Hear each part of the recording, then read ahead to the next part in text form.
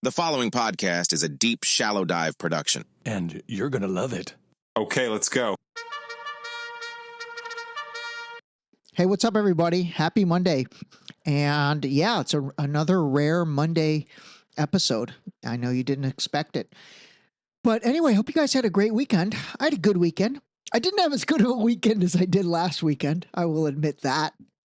Although I did crush it on the step count again. Holy man. I think I did like 19,000 on Saturday and then like 21,000 on Sunday.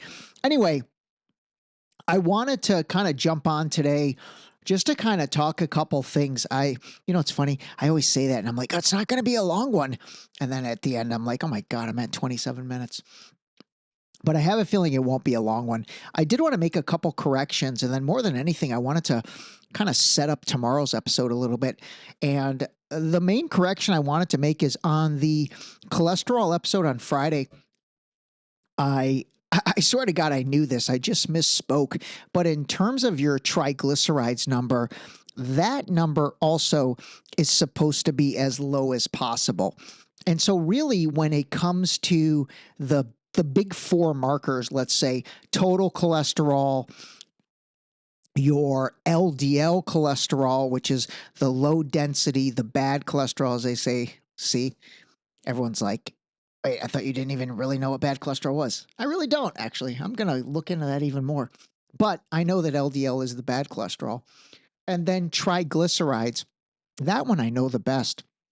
Because ironically, I think that number is the most important number because it is whoa, geez, sorry. I feel like I had to burp and then like it wasn't coming out. I actually have two friends who don't know how to burp. My friends, two fraternity brothers, Ryan Friel and Mike Bergeron. I don't think either one are listening. Literally, the dudes don't know how to burp. And so like when they get like, I don't know, when they have to burp, they make like this weird gyrating like neck thing and it's like a contusion. It's really funny. We used to actually make a lot of fun of Friel with it because it was so odd, incredibly odd. I feel like I just did that. That's funny. All right. Anyway, man, I just sidetracked myself. Okay.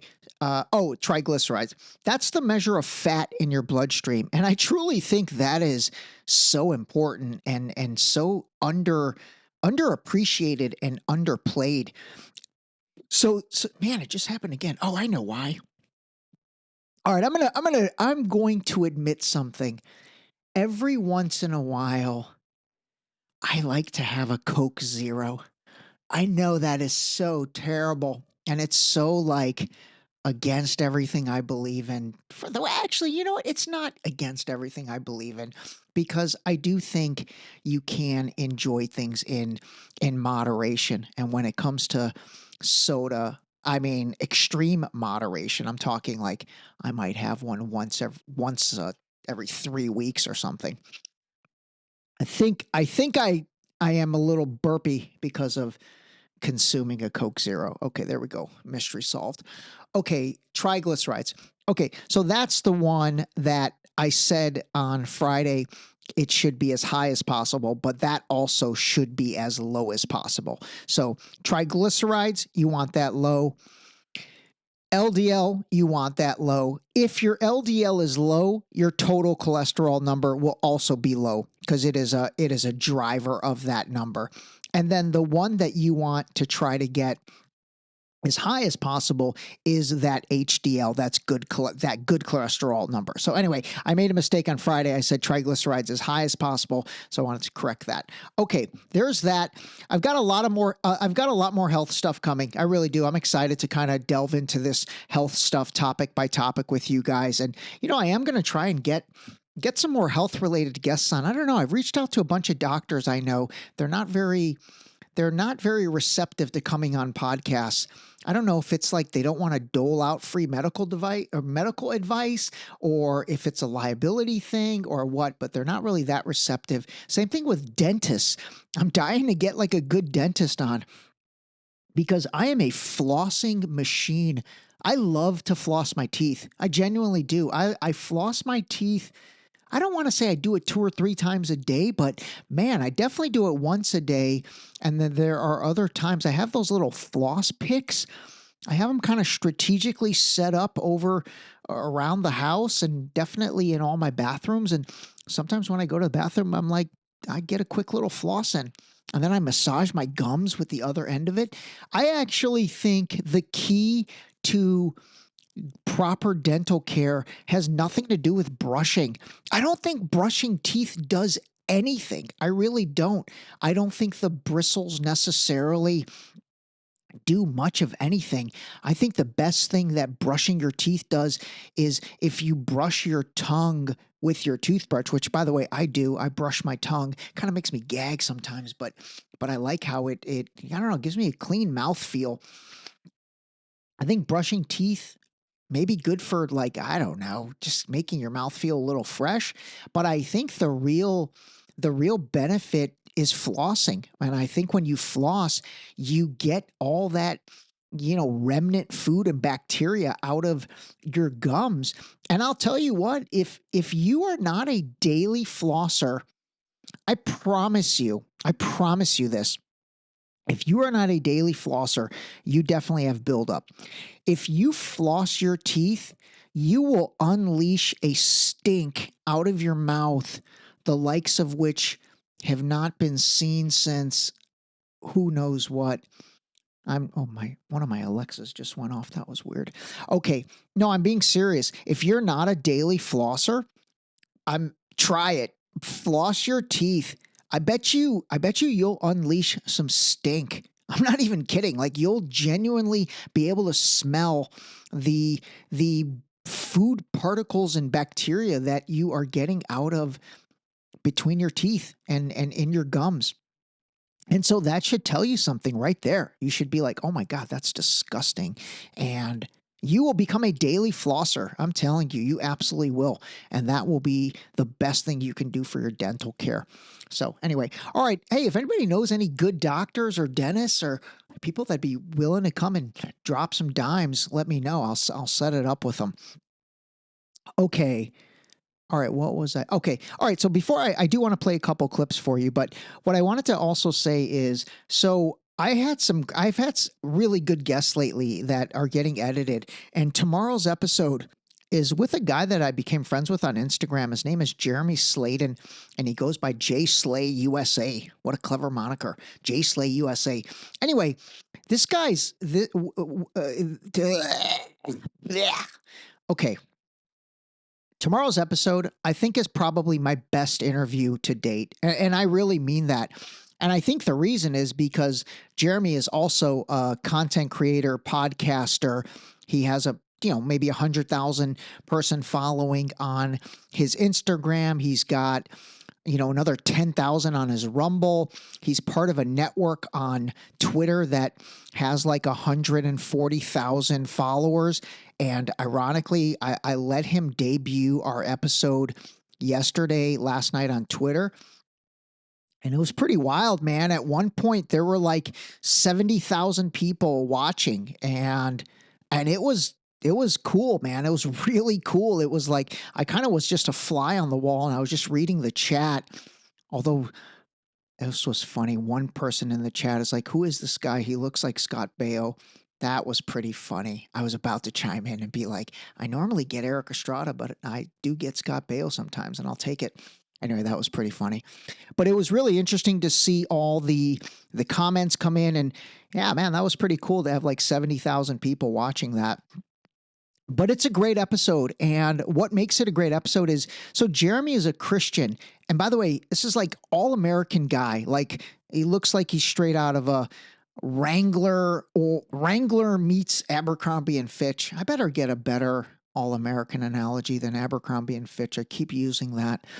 But anyway, super all-American guy. He is a Christian. He's a follower of Christ. He is really, really a legit religious theologian. I mean, he knows a lot about religion. And the other thing is he's a former professional baseball player. So he got drafted out of high school by the Oakland A's. And then he went to Georgia Tech and like was the star on their team or one of the stars on their team and got drafted by the Philadelphia Phillies and basically went into their minor league and anything. So it's really cool. You've got a former professional athlete who, never became a superstar in Major League Baseball, but again, he got to that top level. And then now he is, he's got his day job, but he's doing kind of the content creation thing. And what is cool is, again, like I said, he is a Christian. And so our episode tomorrow is going to talk a lot about, what's going on with the Christian religion. And I don't want to ruin it, man, but he drops a theory on the Trump assassination that I think is so good. And like I said, I'm not going to ruin it. But anyway, give a listen. It's honestly my best interview I've ever done. And I told him that. And obviously I think that's because you've got two quote unquote professionals. That is like totally a stretch. At least to call myself a professional is a stretch. Maybe Jeremy's a professional. But anyway, we really had a great conversation, covered a lot of things.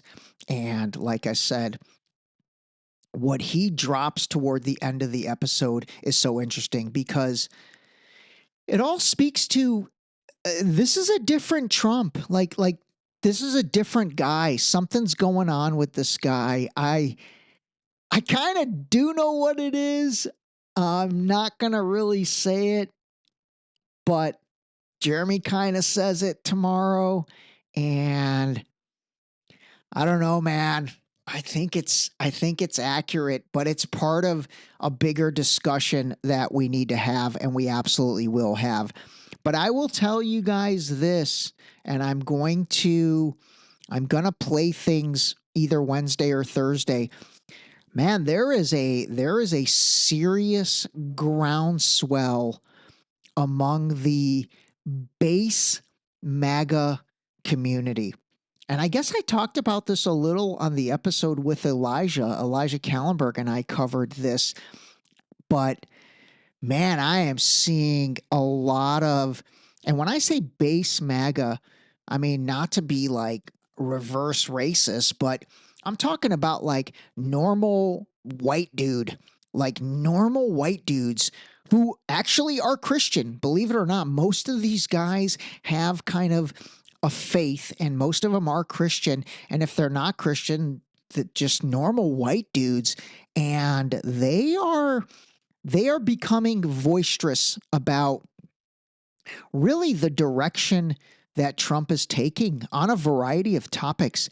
And again, it's one thing to hear the criticism from the Trump derangement folks, and I've got a lot of those. I've got a few friends from college that like constantly will text me. I mean, constantly. One guy in particular, dude, he's just a beast when it comes to texting me negativity.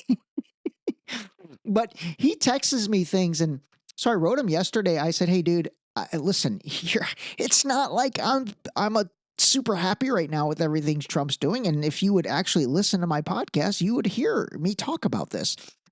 So why don't you outline for me your top 5 things you're concerned about? No rush, but give me your top 5 things." So I'm waiting to get those back from him.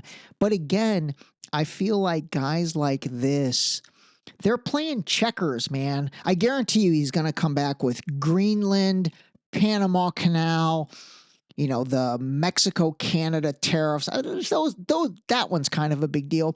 But the Greenland and Panama Canal, I mean, again, I'm not downplaying those. But what I'm saying is those are kind of checkers in the big scheme of things. And there is a bigger game of chess going on involving Iran, involving obviously Israel, involving Gaza, involving Russia, involving Ukraine, involving minerals, involving China. And even above that, involving the power players and the string pullers above that. And so, again, Jeremy will talk a little bit about this tomorrow. And then I've got some great clips from some other people who have pretty massive followings on social media that I think are worth hearing. And again, man, I just be open to everything. Honestly, like at this point, if you are a Republican or a Democrat, who cares, man? Let's just be open to everything. Let's call a spade on everybody. Let's judge the take with everything. And let's kind of try to figure out what is going on, what is happening. Because I will tell you, the Donald J. Trump that is in office right now, it's a different dude. It's a different dude. It is a different guy. Something happened. Something changed. This is not the same guy as 2016. It's not the same guy as 2020. It's not even the same guy that, quite frankly, pre-inauguration. So anyway, all right, we'll get into that later. Make sure to listen to tomorrow's episode. Okay, let me play you a couple things. Anybody else? Should the Defense Secretary... What country are you? Wait, what country are you from? From the UK. Okay, we don't give a crap about your opinion and your reporting. Why don't you go back to your country where you have a major migrant problem? Okay, and no. You should care about your own borders. Do you care about American lives? No. Let me tell you something. Do you care about people from your country? What about all the women that are raped by migrants? Do you care No, about by migrants. No, do you care? Okay, you're done. Do you care about American lives being put at risk? You know what? I don't care. Service members fighting for your country. I don't care about your fake news. Do you have a relevant question? Yeah, this is an American journalist. Thank you. All right, so if you don't know who that is and you didn't see that, that's Republican Congresswoman Marjorie Taylor Greene. You know, she's that blonde chick that is like, I mean, she's a little bit masculine, but man, that was awful. That was last week at a press conference, and that was a reporter from the UK trying to ask her a question, and she launched in with that. And, you know, I'm sorry, man, that is just not appropriate. That is not how a sitting congressperson should respond and represent America. I think that's embarrassing. I think that's embarrassing to the country. It should be embarrassing to the Republican Party. And here's what really bothers me is, you know, if starting from Trump going down, everybody should have been like, hey, you know what, Marjorie, that's not cool. Like, that's not how we handle ourselves when we're representing the United States of America and we're representing Congress. And these are questions from international reporters. And quite frankly, it's not like the reporter asked an awful question that caused or provoked her. So, you know, I just thought that was really inappropriate and embarrassing. I really did. And I hope you do as well. And especially my friends that are listening that are Republicans and the audience members that are listening. Actually, I consider you guys all friends. So I'm just going to say friends from now on. So my friends out there that are Republicans, I mean, that's embarrassing. That's really embarrassing. And I'll tell you what you should do. You should do role reversal, the classic DSD role reversal. And imagine if that was Kamala Harris. Imagine if that was AOC, Nancy Pelosi. Pick any female Democrat and imagine that was them 9 months ago or 6 months ago. You would go berserk. You would be like, oh my God, I cannot believe the way Kamala treated that British reporter. That's disgusting. Da, da, da. I guarantee you, everybody on the Republican side, if that was a Democratic politician or official, would feel that way. And so you should feel that way as a Republican. I mean, I know the Democrats do, but you should feel that way as a Republican. Quite frankly, you should feel that way as an American. That's just not appropriate. Now, listen to the end. This is kind of funny. There's an American journalist. So she's basically like, I'm not taking your question. Okay, this guy's an American journalist. I'm taking the American journalist question. And so listen to what the American journalist said. And I'd like to hear your answer to what she's asking. I'm not answering her question because I don't care about her network. If you would like to ask, I can answer. I should have played the little intro first, but the American journalist was like, yes, I am an American journalist. And she's like, okay, good. You get to ask a question. And he's like, I would like to hear the answer to her question. So anyway, I think that's inappropriate, man. I really do. And I hope you do too. I really do. I hope as a family unit here at the DSD, I hope we can all agree that that's inappropriate and we should call that out, whether it's a Democrat, Republican, Independent, who cares? Whether it's anybody, that's just not appropriate. You don't treat people with that level of disrespect. And quite frankly, we should be better than that, especially when we're entertaining a global press conference with media from other countries. It's just unnecessary. All right, you know what? I was going to play another clip, but I will keep this one short, maybe 21 minutes. Okay, there's a bunch of drama. I'm not going to talk about it today. I don't know if you guys are really into this, but on the internet, there's this chick who goes by the handle House in Habit. Her name is like Jessica Reed Krause.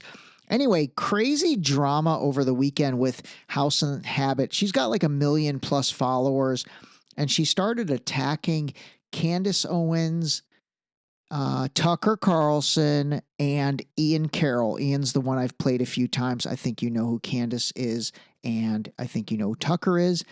And then there is also a tie with Robert F. Kennedy Jr., RFK Jr.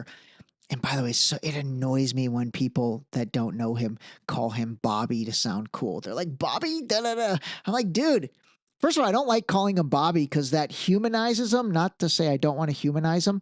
But again, understand something. Everyone involved in politics, everyone is not your friend. They're just not. They're looking out for their own best interests and then their family's best interests and then their immediate circle's best interests and then potentially their party's best interest, but maybe even before we get to the full party, their group within the party's best interest, and then maybe their party's best interest, and then maybe like 20 steps down the line, they give a shit about the American people. And that includes all of them, every single one, from Trump to Biden to Kamala to RFK Jr. So yeah, I'm not calling him Bobby. Even if we ever end up becoming friends, I will not call him Bobby. That's goofy. All right. Anyway, crazy drama with this House in Habit and then Candace Owens, who, dude, you do not want to pick a fight with that chick. You just don't. And then RFK Jr. has gotten pulled in. I will report on that later this week. I kind of find it silly, and I've already figured it out. So it's like shenanigans to me, but I will give you guys a recap of that later. Okay, that's it. Enjoy the episode with Jay Slay USA. Honestly, please try to listen to it. It's about an hour long, but it's really good. And I think you'll enjoy getting to know him a little bit with his professional baseball career and then how we go right into, his Christianity. And, he talks about a lot of things. And honestly, I think it's really good. Okay, that's it. Call a spade. Talk to you soon. Oh, you know what? Let me give you 30 seconds of a little ditty. Anxiety, keep on trying me, feeling quietly, trying to silence me, yeah. Anxiety, shake it up for me, somebody's watching me, it's my anxiety, yeah. She didn't have to cut me off, make it like it never happened and everyone knows it. I don't even need your love, treat me like a stranger and I feel so rough.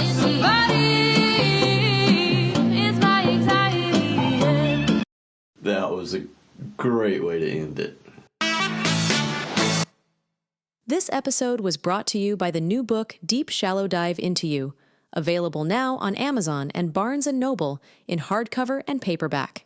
Don't forget to sign up for our new mailing list on our website at deepshallowdive.com.